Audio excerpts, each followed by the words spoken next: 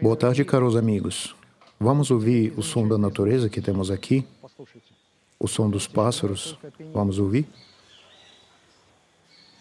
Hoje nós não estamos em Manaus, estamos fora de Manaus, aproximadamente 30 quilômetros, num lugar que se chama Vila de Paricatuba.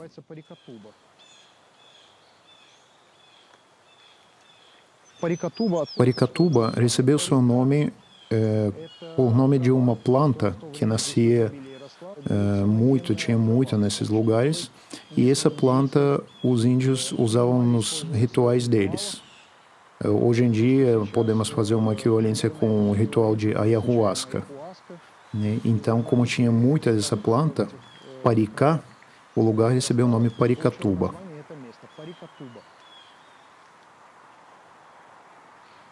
A história desse lugar começa em 1898, quando chegaram aqui os imigrantes italianos. E para eles foi construído esse complexo com toda essa grandeza e dimensões que daqui a pouco a gente vai ver. E vamos ver como ficou dentro. Depois, em 1904 a 1905, os missionários franceses transformaram esse lugar em uma escola agrícola e profissionalizante. Era um lugar onde você poderia adquirir uma profissão, como carpinteiro, pedreiro, e também aprender algumas artes, como, inclusive, a música. E esse centro funcionou mais ou menos 4 ou 5 anos.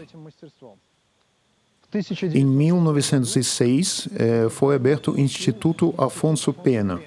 Afonso Pena, que naquela época era presidente do Brasil, era uma pessoa muito estudiosa, e foi aberto um instituto com o nome dele, e ele estava presente na inauguração deste instituto.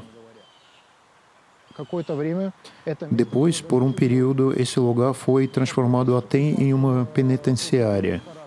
Até que em 1924 foi permitida a construção do leprosário, e essa construção foi terminada em 1925.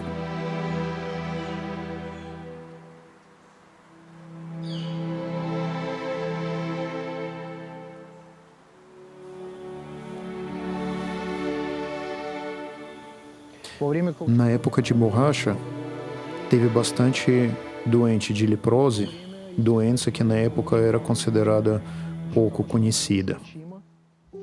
Suspeitavam que os doentes, se tomavam banho no Rio Negro, contaminavam a água, e essa água não prestava mais nem para pescaria, nem para cozinhar e até para lavar a roupa. Então, foi decidido isolar esses doentes e construir um hospital fora da cidade. Este hospital permaneceu aproximadamente 40 anos e só depois, quando foi pesquisado mais, estudado mais essa doença e entenderam que os doentes não apresentam tanto perigo, foi construído um hospital em próprio Manaus, num dos bairros de Manaus, e o hospital foi transferido para lá.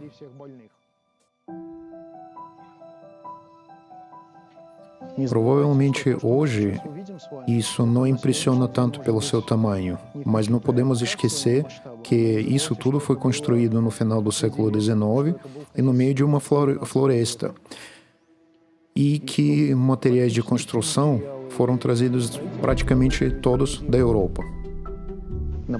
Por exemplo, em alguns lugares nós ainda podemos encontrar o acabamento que foi feito com azulejo português, ou então azulejo que foi produzido em Manaus, mas pelos padrões europeus.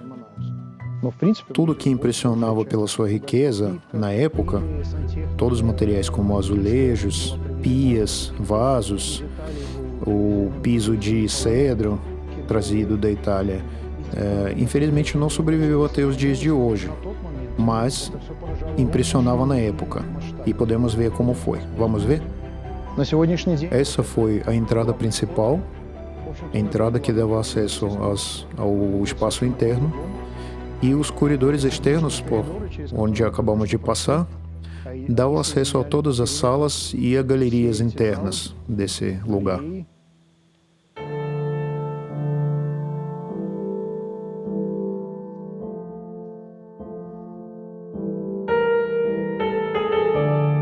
A energia desse lugar é fácil de imaginar. Basta lembrar que as pessoas que foram trazidas para cá, quando era penitenciária ou quando era leprosário, as pessoas que foram trazidas para cá foram trazidas praticamente para morrer. E aqui podemos ver o espaço atrás desses grades fortes, o espaço onde essas pessoas viviam.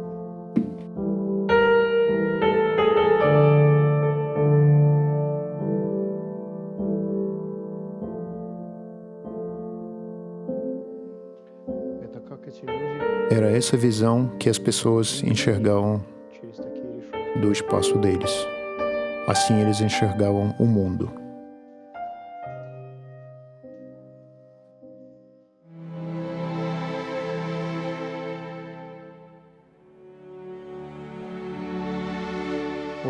Assim, aos poucos, a natureza vence a pedra.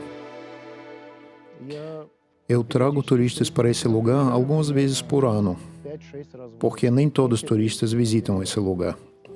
Mas a última vez, quando eu estive aqui, eu acho que alguns meses atrás, essa coluna ainda estava no seu lugar.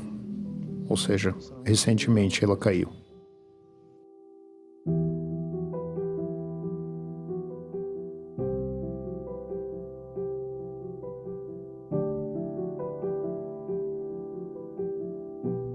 Nos anos 70, 80, esse prédio obrigava ainda algumas missões religiosas, mas depois disso já não mexeram mais na estrutura, não tentaram recuperar.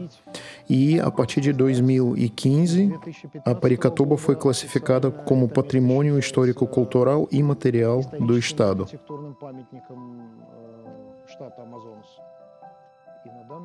E hoje em dia, quem manda neste lugar é a natureza.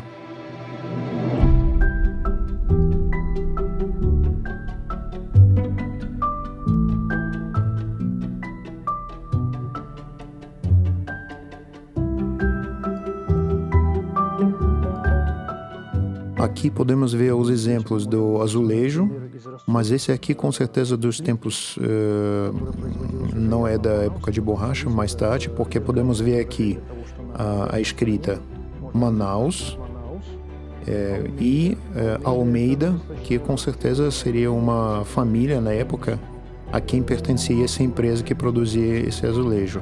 Toda essa parede tem essa marcação.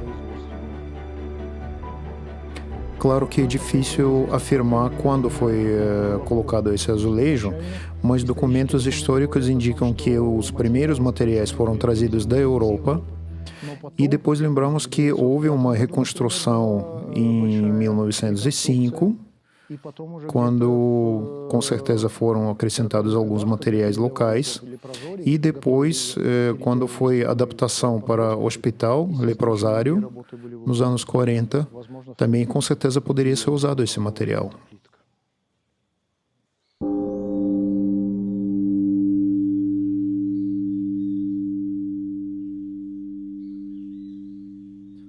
E neste mesmo lugar podemos encontrar essa construção estranha que muito tempo eu não estava conseguindo descobrir informação o que seria isso. Aqui na frente temos uma fornalha bem grande e algumas pessoas até falaram para mim que era um lugar onde foram queimados os corpos dos doentes falecidos, porque houve preocupação que enterrados eles poderiam contaminar águas e terras.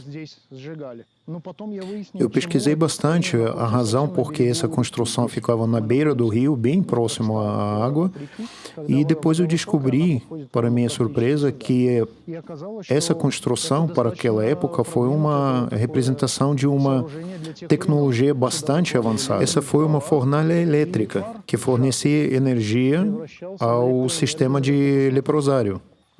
E água ou vapor era necessário, por isso a aproximação com água. Hoje esse lugar é conhecido como Ruínas de Paracatuba, mas naquela época era um complexo habitado e muito importante, que precisava de energia elétrica. Precisamos lembrar que Manaus daquela época era uma cidade mais avançada do mundo e principalmente do Brasil, uma das primeiras cidades que recebeu energia elétrica. Então, essa construção é uma prova disso. Este lugar é único. Cada vez que você passa aqui, você percebe essa energia, principalmente nos dias nublados, dias chuvosos, quando tem muito sol, você sente essa energia pesada na própria pele.